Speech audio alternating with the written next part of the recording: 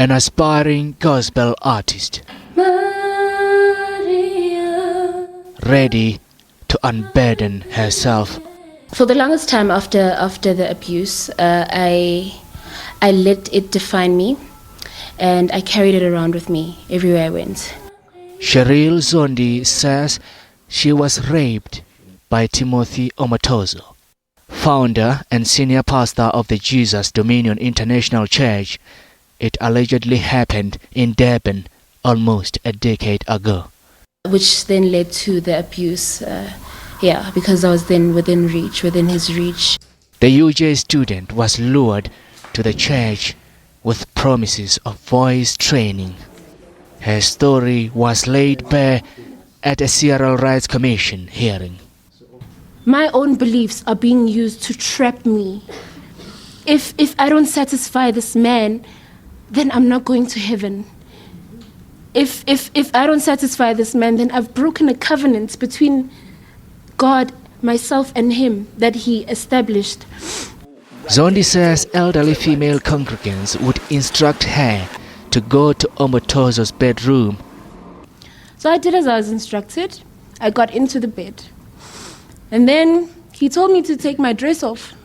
So I did.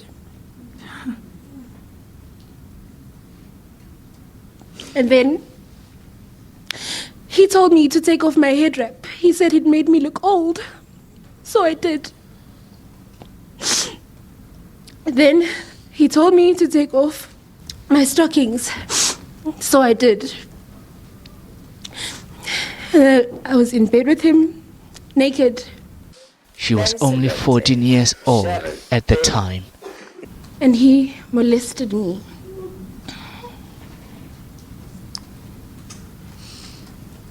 And all I could do was lay there. All I could do was lay there. This was her life for the next 2.5 years.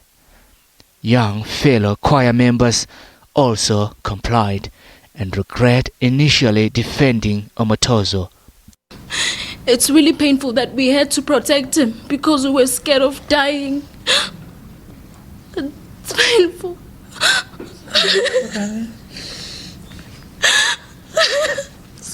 It's painful to think that we were protecting him because we thought he was a man of God. We thought we were doing the right thing. We thought we were going to go to heaven because that's what we wanted. A whistleblower testified how she was threatened when Omotoso appeared in court. There were guys in PE that committed themselves to protect me. The accounts of alleged sexual abuse by a church leader stunned gospel artists. What is going on in this world? You understand? More especially when these young girls are going to be molested by the pastors. That's what makes things worse. You are doing nasty, evil things to them, and you expect them to come in front and worship God the Father, and you brainwash them. The Civil Rights Commission and Parliamentary Committee dealing with its recommendations remain at loggerheads. The committee wants more consultations on the recommendations. We are working with lawyers to take the matter to the Constitutional Court for a declaratory order to be made whether our proposals are wrong when we say you choose to be a pastor, you choose to be a reverend. If that system was there already, these young people and their families who were desperate would have gone to a peer review committee to say, he's keeping our children there. They may be above 18, but he's keeping them there. Why is he keeping so many children in his house? That senior group of Christians would have been able to deal with the situation.